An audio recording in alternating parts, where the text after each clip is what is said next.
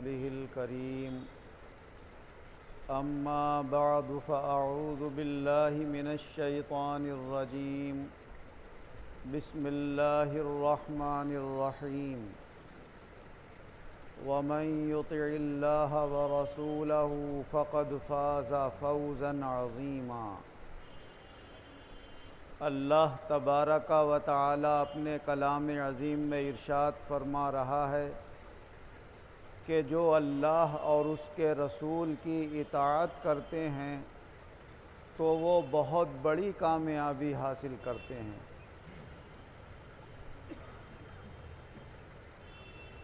حضور نبی اکرم صلی اللہ علیہ وسلم نے اپنی امت کو جن باتوں کی تبلیغ فرمائی، جن نیک طریقوں کو اختیار کرنے کا حکم دیا اور برائیوں سے بچنے کا آپ نے فرمان جاری کیا، تو جن لوگوں نے اس پر عمل کیا اللہ نے انہیں بہت بڑے مرتبے اور فضائل عطا فرمائے۔ حضرت ابو ہریرہ رضی اللہ عنہ سے روایت ہے کہ حضور نبی اکرم صلی اللہ علیہ وسلم نے اپنے سامنے بیٹھے ہوئے صحابہ کرام سے فرمایا، بھائی تم میں سے آج روزہ کس کا ہے؟ تو حضرت ابو بکر صدیق رضی اللہ عنہ عرض کرنے لگے، حضور میرا روزہ ہے۔ پھر آپ نے فرمایا، کسی غریب آدمی کو کھانا تم میں سے کس نے کھلایا ہے؟ تو ابو بکر کہنے لگے، حضور میں نے کھلایا ہے۔ کہا آج تم میں سے کسی کے مسلمان کے جنازے میں کون شریک ہوا ہے؟ تو حضرت ابو بکر عرض کرنے لگے، حضور میں شریک ہوا ہوں۔ آج کسی بیمار کی عیادت کے لیے کون گیا؟ تو پھر یہی عرض کیا حضرت ابو بکر نے کہ حضور میں گیا ہوں۔ تو حضور صلی اللہ علیہ وسلم نے ارشاد فرمایا کہ جس شخص میں اتنی نیکیاں جمع ہوں بھلا وہ جنت میں جانے سے رک سکتا ہے؟ وہ تو یقیناً جنت میں داخل ہوگا۔ اور ایک روایت حضرت ابو ہریرہ رضی اللہ عنہ سے یہ بھی ہے کہ حضور صلی اللہ علیہ وسلم نے ارشاد فرمایا کہ جنت کے 8 دروازے ہیں،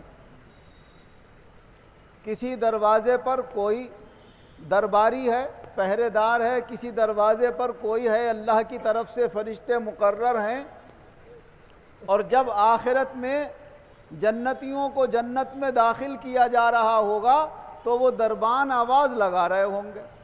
ایک دروازے سے دربان کہے گا، جو نفلی نمازیں پڑھنے کا زیادہ شوق رکھتے تھے فرائض کے ساتھ ساتھ وہ میرے دروازے سے داخل ہوں۔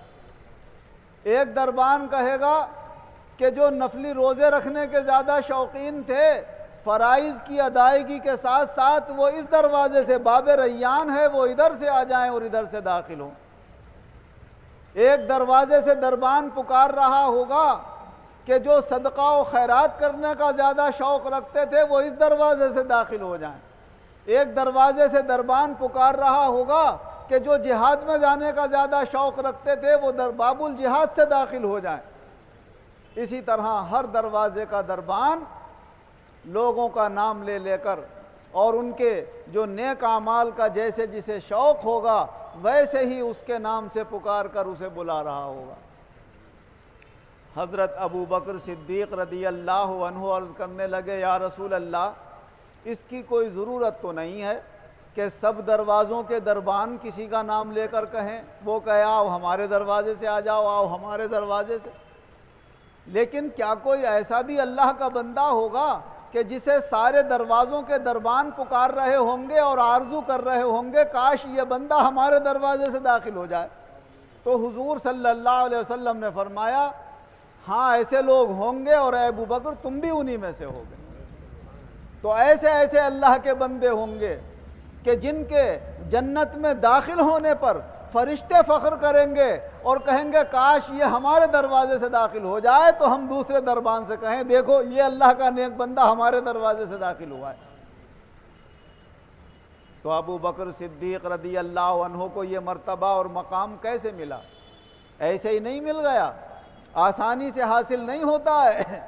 قدم قدم پر آپ نے نبی اکرم صلی اللہ علیہ وسلم کے فرمان کے مطابق زندگی گزاری ہے اور اللہ اور اس کے رسول کی اطاعت کی ہے، مکمل طریقے سے آپ ایمان کے اور دین کے اوپر قائم رہے ہیں اور ایسی قربانیاں پیش کی ہیں جو دوسرے پیش نہیں کر سکے ہیں۔ اسی لیے اللہ تبارک و تعالی نے اس امت میں تمام صحابہ اور تمام اولیاء کرام اللہ کے رسول کے بعد اگر کسی کا مرتبہ بنایا ہے تو وہ حضرت ابو بکر صدیق رضی اللہ عنہ کا مرتبہ ہے۔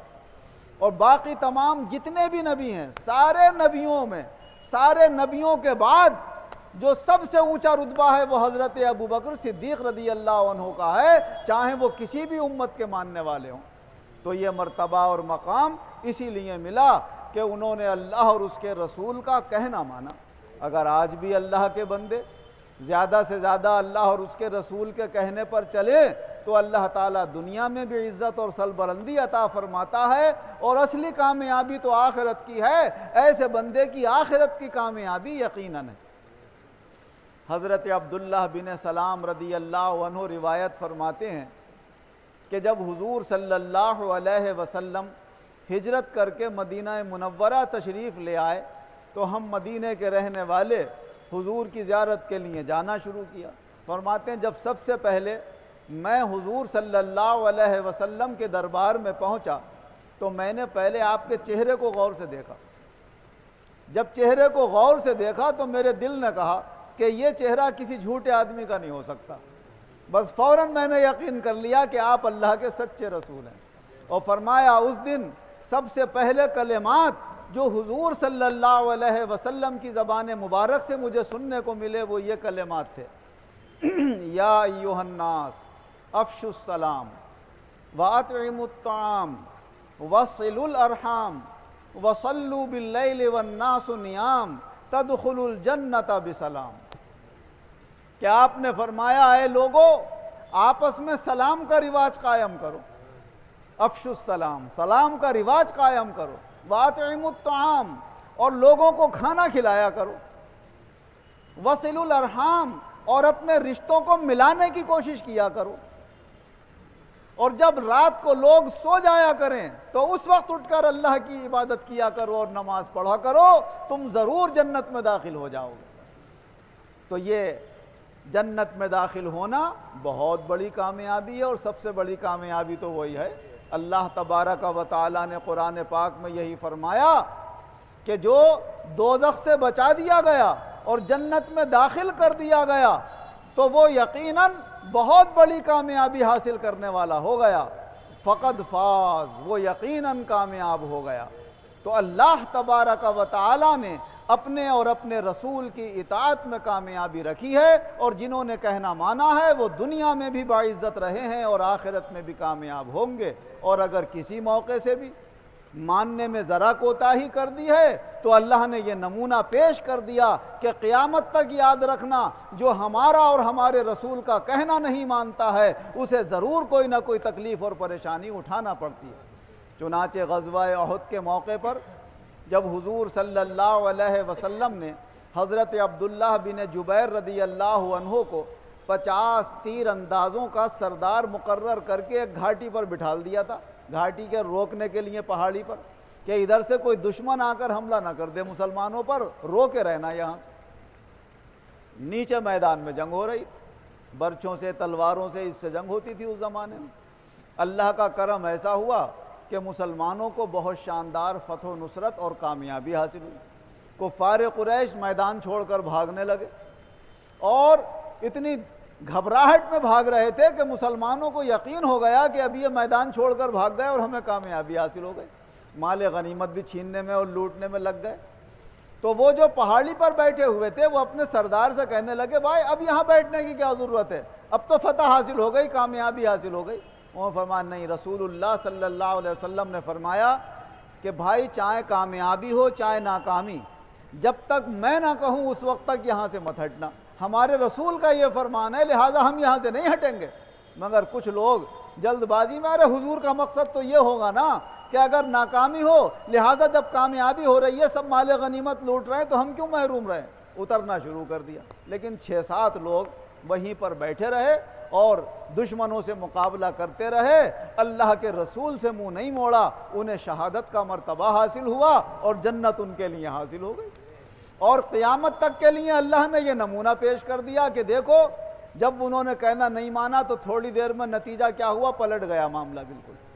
پیچھے سے خالد بن ولید جو اس وقت تک مسلمان نہیں ہوئے تھے اور 100 گھڑ سواروں کے افسر مقرر تھے اور میمنہ پر مقرر تھے، جو دائنی جانب بڑا لشکر ہوتا ہے، وہ اس وقت تک میدان میں نہیں آئے تھے اور وہی گھاٹی سے آنے کا ان کا راستہ تھا۔ انہوں نے جو گھاٹی میں سے داخل ہو کر پیچھے سے مسلمانوں پہ حملہ کیا، وہ تو مال غنیمت لوٹنے میں لگے ہوئے تھے، جنگ سے بالکل بے خوف تھے، تو پھر تو یہ حملے کی تاب نہ لا سکے مسلمان۔ جو کفار بھاگ رہے تھے انہوں نے مڑ کے دیکھا تو وہ بھی ایک دم تیار ہو گئے، ادھر سے انہوں نے چاروں طرف سے مسلمان گھر گئے اور جو کامیابی کی صورت تھی وہ ناکامی میں بدل گئی۔ نقصان بڑا تو نہیں ہوا لیکن پھر بھی کم سے کم 70 مسلمان شہید ہوئے وہاں پر اور زخمی بے شمار ہوئے۔ خود حضور نبی اکرم صلی اللہ علیہ وسلم کے سر میں جو خوت تھا وہ ٹوٹ کر گھس گیا، سر زخمی ہو گیا تھا، دندان مبارک آپ کے شہید ہو گئے تھے۔ یہ ساری پریشانیاں اور تکلیفیں چند لوگوں کے کہنا نہ ماننے کی وجہ سے سب کو جھیلنا پڑی۔ تو جو اللہ اور اس کے رسول کا کہنا مانتے رہیں گے وہ خود بھی کامیاب ہوں گے اور دوسروں کے لیے بھی باعث خیر و برکت اور رحمت بنتے ہیں۔ اگر محلے میں اللہ تعالیٰ کوئی ایک نیک بندہ ایسا بنا دے جو اللہ اور رسول کے حکم کے مطابق زندگی گزارتا ہے تو اس کی برکت سے سب کے اوپر رحمتیں اور برکتیں نازل ہوتی ہیں۔ اللہ جل شانہ وعم نوالہ ہم سب لوگوں کو اپنے اپنے گناہوں سے توبہ کرنے کی توفیق عطا فرمائے اور زیادہ سے زیادہ اللہ اور اس کے رسول کا کہنا مان کر زندگی گزارنے کی توفیق عطا فرمائے۔ آمین وآخر دعوانا ان الحمدللہ رب العالمین۔ الحمدللہ رب العالمین والعاقبۃ للمتقین والصلاة والسلام علی خیر خلقہ محمد وآلہ واصحابہ اجمعین۔ اے اللہ ہمارے گناہوں کو معاف فرما، آئندہ گناہوں سے بچنے کی توفیق عطا فرما، ہر مخلوق کے شر سے ہم سب کی حفاظت فرما، چین سکون اطمینان صحت سلامتی امن و عافیت ایمان و عزت اچھے اعمال اچھے عقائد لمبی عمروں کے ساتھ عطا فرما۔ جو بیمار ہیں مولا انہیں شفا عطا فرما، جو قرض دار ہیں انہیں قرضوں سے نجات عطا فرما، جو بے روزگار ہیں انہیں اچھے روزگار عطا فرما، جو کاروبار کر رہے ہیں ملازمتیں کر رہے ہیں ان کے آمدنی کے ذرائعوں میں اور خیر و برکت اور ترقیاں عطا فرما، دین و ایمان میں ہمارے قوت اور مضبوطی پیدا فرما، اعمال خیر کرنے کی ہمیں توفیق عطا فرما، اخلاق حسنہ کی دولت ہمیں عطا فرما، جب خاتمہ فرما بآسانی ایمان و عزت کے ساتھ فرما، دنیا اور آخرت دونوں جہان میں ایمان و عزت کے ساتھ ہم سب مسلمانوں کو شاندار کامیابی عطا فرما۔ آمین بجاہ